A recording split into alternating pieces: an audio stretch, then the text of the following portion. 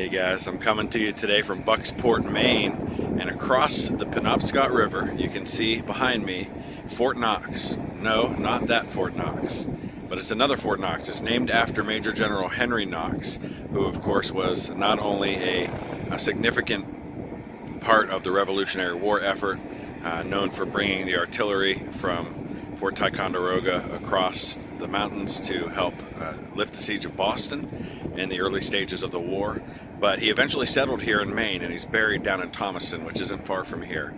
This fort, however, was built in the years between the Mexican-American War and the American Civil War, starting in about 1844, and it was meant to guard this harbor because this area had been an area of significant naval and military action in both the Revolutionary War and the War of 1812. And so to protect this waterway, that fort was constructed. It's one of the very first examples of an all granite fort rather than being made of wood and other materials. It cost a lot of money, ended up being about $1 million in 19th century dollars, and it actually was not ever completely finished. In 1869, the construction was halted before the entire design had been completed, but we're going to go take a look at Fort Knox.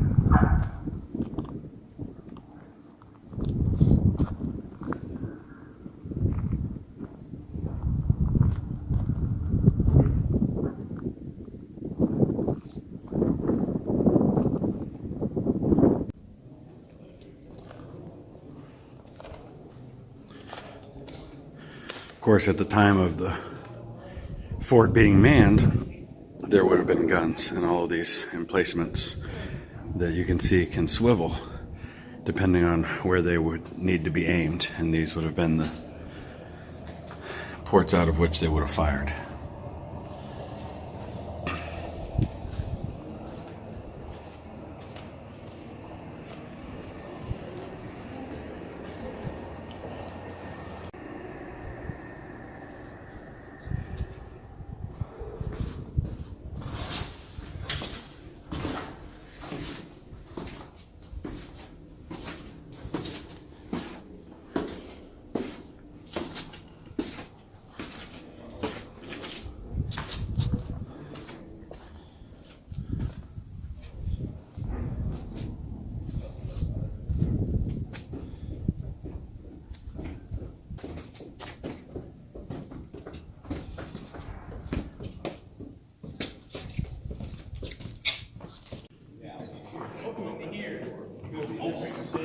You got the pieces here.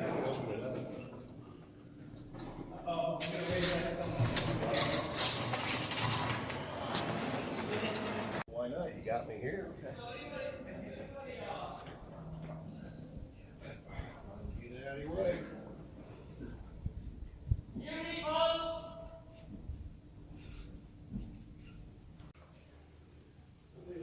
Well, a fort garrison has to eat, and even when you're baking and making food for hundreds of men, you have to be able to do that under fire. And so this is a very well protected area on the inside of the fort, and you can see here that this is the kitchen.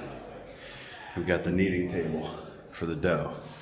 Behind me here is the dough box where the dough would have been kept, and then right on the other side of the kneading table, nice and close, are the ovens where they would have been able to bake massive amounts of bread for the soldiers who were stationed here. Just behind and beyond the kitchen then are the enlisted men's quarters. So it would have been nice to be able to smell the bread baking just next door. If you were in this one here, you can kind of see the remnants of what one of the bunks might have looked like. And these quarters go on all the way up through. You can see a whole length of the one side of the fort. And this is the inside part of the fort. In other words, the land side. It's the part furthest away from the water, which is where probably any expected attack would have been coming from.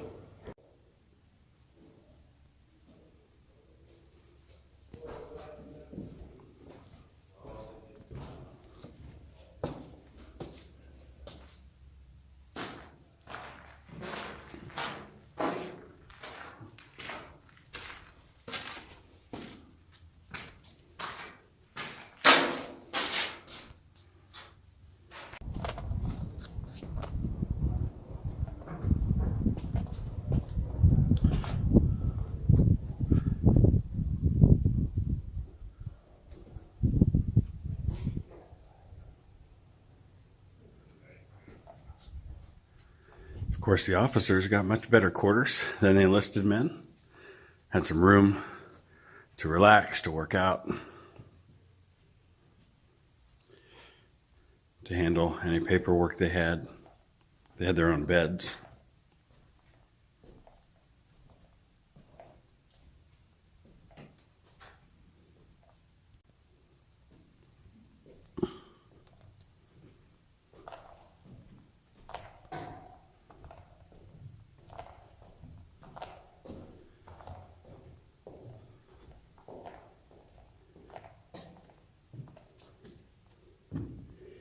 I believe that's the officers' quarters below us, so this may be additional officers' quarters here.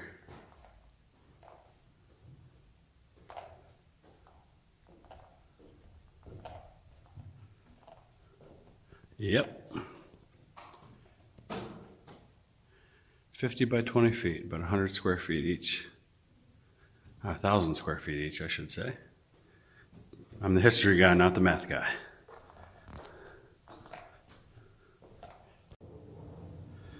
Of course, the lighting's not the best, and so it's hard to see, but I'll give you a better look in a minute. But unlike on the water side of the fort, where the casemates are for the guns, the big guns, here on the land side, we have these very narrow slits, which, very much like medieval castles, were for individual soldiers to be able to fire through, of course, in this case with their muskets, with their rifles.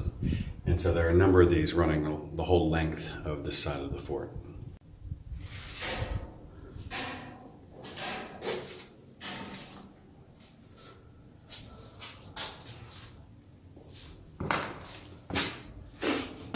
Very dark here, so it's hard to see where the steps are.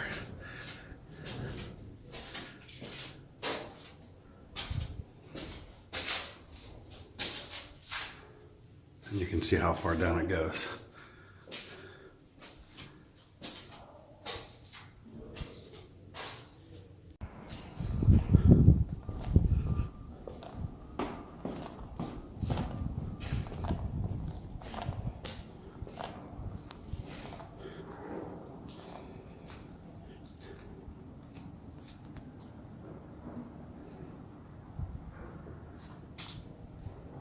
I won't take the time on these to give you time to read each one. If you want to, you can certainly pause the video and do that.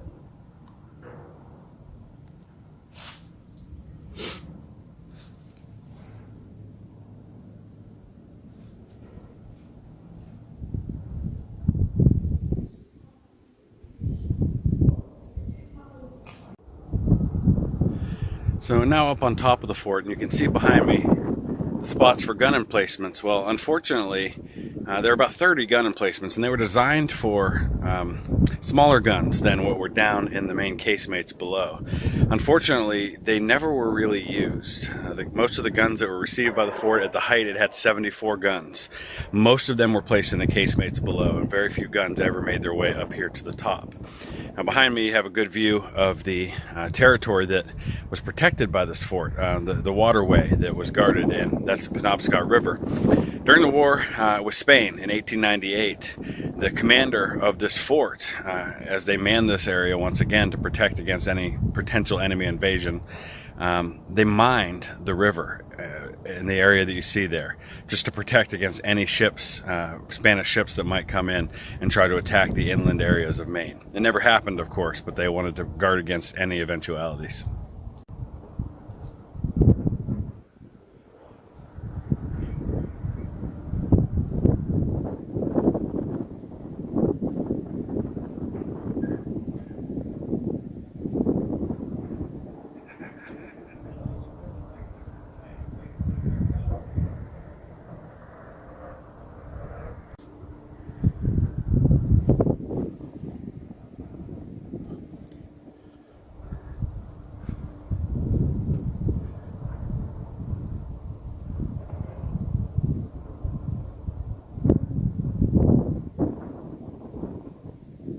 Behind me here, down near the river, this is what is known as Battery D, which is one of the batteries that existed outside of the fort. And you can see where the gun emplacements would have been. It was just an additional layer of protection, a different angle to be able to get at the ships from lower. And one of the things they would do in the fort is they actually had an area where you could heat the solid shot, the cannonballs. The reason for that was that when you heated up the shots before you fired them and they were super hot, when they hit the wood, it was a lot more damaging on wooden ships. Of course, that was made obsolete by the advent of the ironclad during the American Civil War. During the American Civil War, there were at any given point anywhere from 20 to about 50 to 55 soldiers stationed here. Obviously, there wasn't a real high threat of the Confederates invading the northernmost part of the United States, but they still had to man the fort. At one point during the Spanish-American War, for about a month, there were almost 600 soldiers from Connecticut stationed here, but they didn't stay here long. They were only here for a little while.